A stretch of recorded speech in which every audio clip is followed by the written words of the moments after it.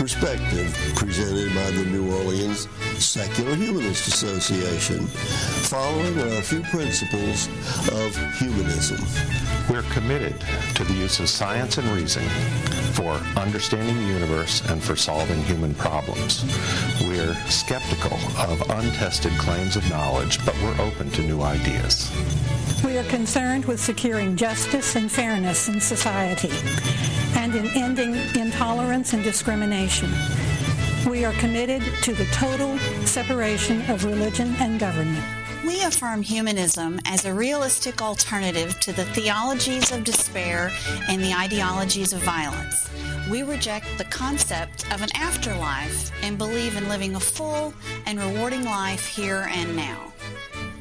We value and respect each individual's right to judge and lead their lives according to their own position, as long as it's respectful of other people living in a free society. We hope you enjoy today's program and others in the weeks to follow. Hello again, and thanks for watching our show. I'm Harry Greenberger. I've been the host of this show for quite some time, and we always have interesting topics and interesting guests. Our guest today, who has been with us in the past, is Marjorie Esman, who is the Executive Director of the ACLU of Louisiana. And Marjorie, welcome to the show. I always enjoy talking with you. Well, I always like being here. Because we are both great supporters of the right to life, liberty, and the pursuit of happiness. The problem comes when the laws and the courts get involved with those rights, which is what ACLU is busy attending to. That's right. Liberty and justice for all. That's right. Liberty and justice for all. So I'm just going to start out by asking you what sort of issues are presently out there that you all are concerned about, and we'll just take it from there. Well, of course, that's a huge question, but we are focusing a lot of our energies right now on reforming the criminal justice system because Louisiana has, as many people know, the highest incarceration rate in the world. The United States incarcerates more of our own people than any other country in the world, and Louisiana tops the United States, which means that we have the highest incarceration rate in the world in Louisiana. And your feeling is that if we can reform the Louisiana laws, that might also spread to the other states and the other laws. Well, there's a movement across the country now to recognize that either Americans and Louisianians are worse people than anywhere else, which is probably not the case, or our laws are more draconian than anywhere else in the world, which probably is the case. And because of a high incarceration rate. Well, that's right. That's how you measure that. That's right. That's right. We don't have worse people, therefore that must mean that we're doing something differently to our people. And most of it comes down to the war on drugs. We have multiplied the populations of our prisons by filling them with low-level drug offenders. Most of them African-American men. There's a serious race component to this. But it doesn't make any sense. It's bankrupting this country, and we have lost sight of the fact that what we really need to be doing is protecting society from people who are dangerous, who may do harm to others, and not just filling it with people who violate some kind of, victimless crime. I always say if you make everything a crime, then you can make everyone a criminal. But that isn't necessarily in the best interest of society. Right. So you're presently talking about the people who are incarcerated related to drugs and marijuana in particular? Well, and nonviolent and victimless offenses, most of which are drug offenses. But yes, right now we are working on a bill that's making its way through the Louisiana legislature on marijuana sentencing reform, which is not the same as decriminalization. It's not the same as legalization. We're not trying to turn Louisiana into Colorado or Washington. But the laws presently on the books, which you say are draconian, these are what you would like to see either removed or at least changed. Right now, under the laws of Louisiana, first of all, a first possession marijuana is treated essentially like a misdemeanor. But second and up, the sentences now can result in a 20-year, on a fourth offense, 20 years, and can lead to a sentence of life without parole. That's for possession? For possession of marijuana. Not necessarily the sale of it. No. Just the possession of it. Could lead to a life sentence. Sentence. Without parole. I see. A drive-by shooter gets 5 years. But you can get 20 years, and depending on the circumstances, that can be used to enhance other kinds of sentences to life without parole for possession of marijuana. And what was the original reason to feel that such a law was appropriate? Well, it comes out of the war on drugs, which came out of the Reagan administration, and the mentality that if you made the sentences really severe, maybe it would be some kind of a deterrent. Now, obviously, it hasn't turned out that way. Well, the federal wars, the war on drugs, the war on poverty, their wars have all been failures. That's right. And what we have done in this country is we spend billions of dollars a year on this war on drugs, which has done absolutely nothing to curtail drug use and has done an awful lot to increase the level of violent crime. I always say the reason that we have so much violence among drug dealers is because many of them are essentially business disputes. In an ordinary business context, if somebody owes somebody money or somebody breaches a contract or somebody does something that violates the terms of business, you file a lawsuit. Mm-hmm. But if you're in the drug business, you can't file a lawsuit. And so that leads to violence, much of which would go away if these businesses were legalized and they could resort to the same remedies as any other legal business. Now, are there presently some bills before the Louisiana legislature that would address those problems? Well, not legalization, but we are working a bill right now that would lead to a reduction in sentences for marijuana possession, so that the maximum sentence, instead of 20 years with the possibility of life without parole, would be maximum sentence of 5 years. That portion of the bill seems not to have any opposition at this level. We made it through a House committee. We've got several steps left. But there are other portions of the bill that have had some opposition, particularly taking marijuana out of the calculation for the habitual offenders, which could lead to life without parole. We're having engaging in some negotiations and some amendments on that. But there doesn't seem to be much objection to reducing the sentences. And you have some good supporters in the legislature. Oh, yes, yes. Who you think can get at least some of this passed. Yeah, and the bill was introduced by Representative Austin Badon, and he does have some good support both on the House side and on the Senate side. And we'll see what happens. You never know what's going to happen at the end of the process. But it, first of all, I think at the very least, I think we will get through sentencing reform, reducing the maximum sentences.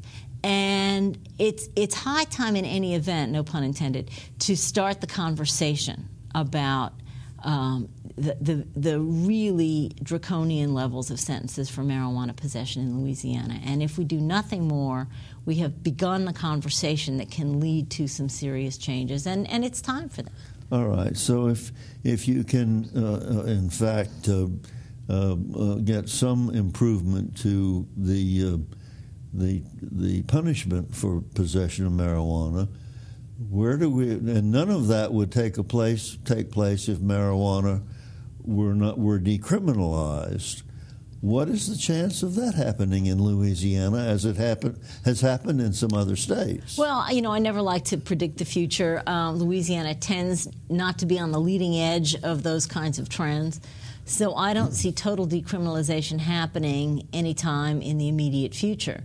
Unless there's a directive from the federal government, and I don't see that happening anytime soon either. But I think the sooner we start the conversation about how marijuana is treated, and the sooner we recognize, there was a recent study by the Pew Center for Justice that indicated that 72% of Americans think that marijuana should not be regulated at all. Now, it didn't cover Louisiana specifically. There was no breakdown by state, so I can't tell you how many people in Louisiana share that opinion. But when 72% of people in this country think that marijuana should not be regulated in a criminal sense, at some point, that's going to lead to some serious, meaningful change. Yeah, I suspect in Louisiana the figure is less than 72%, but there are a lot of marijuana users who are known to their friends and family right now. That's right. And, when I testified on this bill this week, I opened my testimony before the House committee by saying, if everybody in this room is honest, they will recognize that they know at least one person who at one time or other in their life has been in possession of a small amount of marijuana. And in fact, probably everybody in this room knows someone who has been in possession at least 4 times. Uh-huh. And the fact that we have people serving life sentences for 4-time possession of marijuana means that the only difference between them and who everybody in the room knows is who got caught. Uh-huh. Whether that affected the way the debate went, I have no idea. But it's a point that needs to be made. This is everybody. Would you make that statement about everyone in this room? that you know somebody? Of course. All right. Well, now, what other matters are presently before the state legislature or the federal Congress? What other matters are of concern to you now? Well, we're working on another bill, another criminal justice reform bill, and I don't want to get too much into the weeds on that because then we won't have time for anything else. There was an employment non-discrimination bill that unfortunately didn't make it out of committee that would protect LGBT people in working for the government in Louisiana from employment discrimination. That never makes it out of committee. That's a tragedy. Regarding that particular bill, I had someone sent me this, and this was the Louisiana Family Forum sent this out, I guess, to the committee for House Bill 85. Right. And this is what they sent out. HB 85 by Representative Badon forbids discretion in employment hiring and firing by the state of Louisiana based on homosexual behavior or transgenderism. By definition, this bill would require a state agency which services children to hire homosexual, bisexual, and transgendered persons. This bill would prohibit the state of Louisiana from disciplining an employee based on cross-dressing while in state employment. HB 85 will create a target-rich environment for lawsuits. Family Forum sent that out, right, and that committee agreed with them. Well, of course that committee agreed with them, and the fact is they're mostly right. Mostly, not completely, but mostly right. Yes, it would have prohibited the state from discriminating in employment based on LGBT status. That's right. That was the whole point. That was its purpose. And yes, it would have prohibited the state from discriminating against transgendered people. Yes, that's exactly right. It would have required the state of Louisiana to make employment decisions in terms of hiring, discipline, and firing based on job performance and competence and not things that are unrelated to their job. That's exactly what it would have done. That's right. Was it a large vote to not in the committee to not approve this? I can't remember the exact numbers. I think it was 8-2. I may be wrong on that. I may be confusing that with a different vote. So I don't. I don't. But at least it was a majority. Well, there was a majority who voted against it, which is why it didn't make it out of committee. The problem is, yes, the Family Forum described it virtually accurately, and it's all in the interpretation, and the messaging. If the messaging is hate-filled like theirs, or if the messaging is, yes, it would require the state of Louisiana to treat everybody fairly and equally, it's sort of saying the same thing. It's a question of how you message it. What else is going on that interests the ACLU?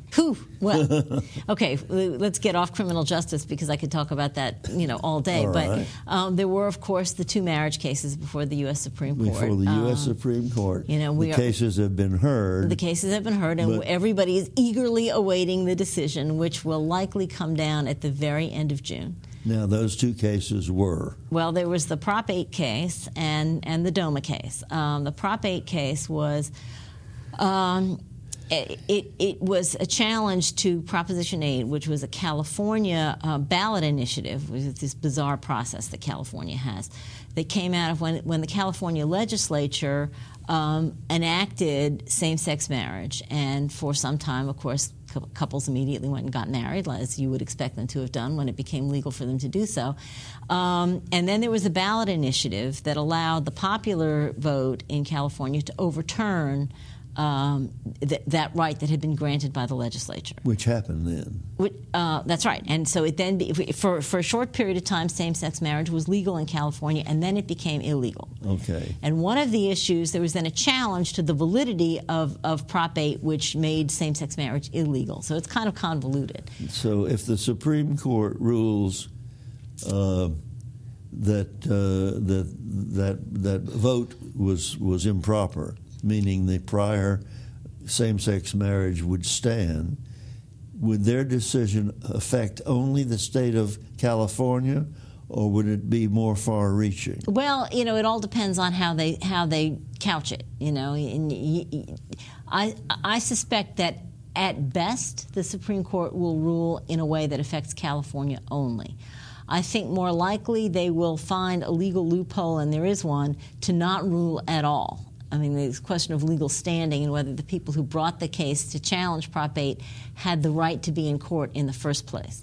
And if they didn't have the right to be in court in the first place, then the court doesn't have to rule at all. And I suspect, and I think most people who are following this issue think that the court will probably sidestep the Prop 8 issue altogether. Would that then mean, if these people didn't have standing, that a new lawsuit would be filed by people who have standing? Perhaps, or the legislature will just simply take the issue up again. Okay. I don't think there's much cause to be concerned in the long term for marriage rights in California. The real question is marriage rights everywhere else, including and particularly Louisiana.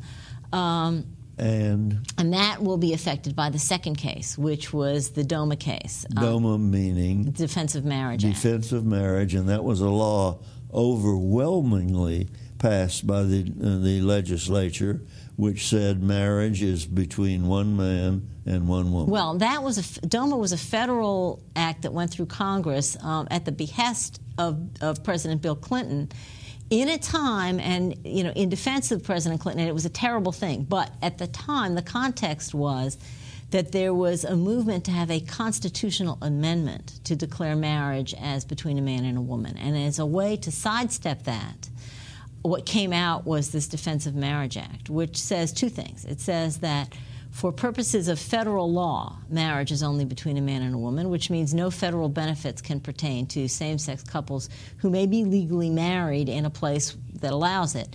And it also means that states don't have to recognize same-sex marriages performed in other states, which does not apply to any other kind of marriage. So, anyway. Now, presently, those states where same-sex marriage is legal, the same-sex couples do not get the advantage of federal benefits. That's right. That go to anyone male else. And female marriages. Anyone else, that's right. And those are major benefits. Major benefits. And the lawsuit came on behalf of a woman named Edith Windsor, and it's an ACLU-sponsored lawsuit, something I'm very proud of, who was in a 42-year relationship, 42 years, with a woman named Thea Spire. And Thea was ill. She had multiple sclerosis, and towards the end of her life, they went to Canada to get married. They lived in New York. New York recognized their Canadian marriage as valid. And so under the laws of the state of New York where they lived, they were legally married. When Thea died, she left everything to Edie, as you would expect a spouse to do. But because the federal government did not recognize that as a valid marriage, Edie had to pay some $300,000 and some odd in estate taxes that she would not have had to pay if she had been married to a man. And hence the lawsuit, to get Edie her money back and yes. to challenge the validity of this law that punishes one kind of marriage over another kind of marriage. I see. Well, when we were talking about pursuit of happiness for all, all really should mean everyone, shouldn't it? Equal should mean equal. That's right. And the expectation is what will come out of that lawsuit is that the Supreme Court is likely to declare the portion of DOMA that assessed E.D. Windsor that outrageous inheritance tax, that will go. That will almost certainly be struck down. Justice Ginsburg had this great line about, two kinds of marriage. There's real marriage and then there's skim milk marriage. And I think that the court will say we can't have two kinds of marriage. Skim milk marriage has to go.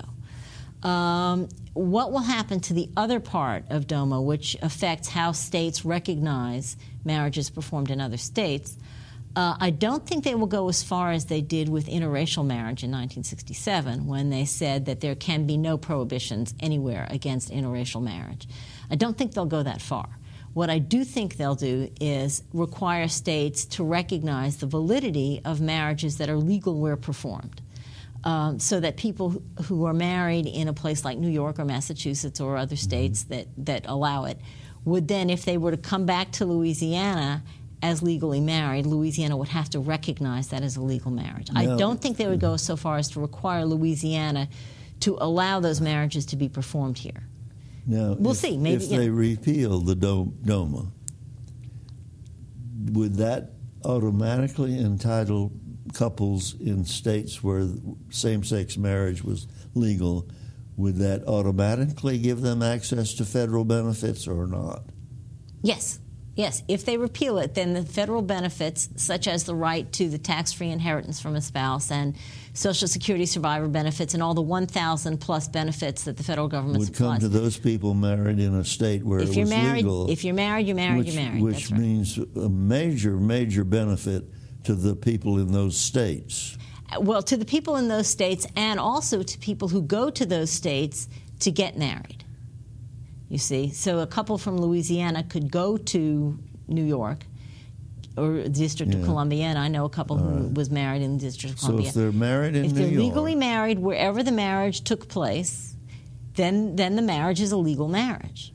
And then entitles them to the legal benefits. That's right. If one of them dies. I think that is what will come out of this case. Maybe I'm wrong. We'll see when they rule. Well, that's a major step forward if that should happen. If that happens. And then, so why would any state be reluctant to pass a law in their own state? What would be the objection at that point?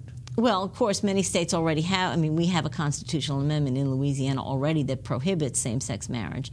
That constitutional amendment would have to be repealed.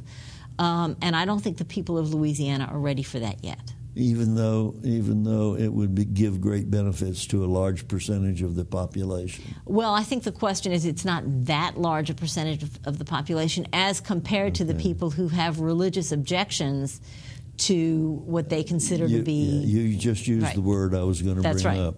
It's religion is what has been preventing this in many states. Right. That's right. And I think the numbers in Louisiana are still... Well, no. You got anything going with the Louisiana public schools? With the Louisiana public schools, it's always interesting, and we're always working on some things that I can't talk about yet. But I want to hear the ones you can't talk about. But I can't talk about them. But we did file an amicus brief in the challenge to the voucher scenario. The challenge to the voucher law that passed last year is based on some technicalities about the way in which the bill went through the legislative process. But we did file an amicus brief on the question of the amount of state money that is going to religious organizations that are teaching a religious curriculum at government expense. That case is before the state Supreme Court. They have not yet ruled. It's not the challenge is not about the religious component to it, but certainly that was a part of the argument that needed to be made, and so we did make that argument. The challenge is that the state taxpayers' money is going to pay for that, or what? Well, the lawsuit is about the procedural mechanism through which the law was enacted. That's what the legal challenge is about. Okay. But as long as the case is in the courts anyway, we did step in with an amicus brief to point out this other issue about the money that is going to advance a religious curriculum. Okay. We'll see what the state Supreme Court does on it, whether they will include our concerns in their ruling. Who knows? They haven't ruled yet. But that's out there. We've got a few minutes left, and I want you just to tell our audience anything you would like them to hear about. Ooh, that's that's always a tough one. The one thing that I always ask people to do is, the ACLU is the only organization in this country that is dedicated to the defense of the entire Bill of Rights for all people. All 10 amendments, all constituencies, and we only know of violations when people tell us. So we keep a database that's useful to us to track trends, but what's in that database is only what people report to us. So if somebody thinks that there is a constitutional right being violated, please let us know. You can go to our website, which is www.laaclu.org, and on there's a little link that says file a complaint. And if people will fill out that form and send us whatever information there is on potential violations of rights. We have one lawyer, litigator, who covers the entire state of Louisiana. So obviously we do a lot of serious triage. You have your hands full. That's right. And we can't litigate very many of the cases that come to us, but it is important for us to know what the trends are. Not only do you need people to report it, you have to have people willing to be plaintiffs. That's right. And that is even more difficult, isn't it? That's right, and I'm glad you mentioned that. Thank you for that, because we do have times when we know of a problem that we want to litigate, but people are afraid. And even though we tell them we can file lawsuits anonymously, which we do, still in a small community, people have ways of finding out. If it's a small town and you've got some lawsuit against their school, people will find out People who will it find is. out, or at least a parent is, legitimately concerned about people finding out and the school, retaliating against their child. So it is often a problem filing a lawsuit, even when we have one that we know we're ready to go on. So also we hope that people will have the courage, and we do file them anonymously, and we do everything we can to protect people's privacy, but it's no guarantee. And so we hope that people will not only, as I've asked, complain to us in a formal way, but also have the courage to step forward as plaintiffs when appropriate. And the other thing you need from the general public, if they are supportive of what you do, is you need financial support. Well, always.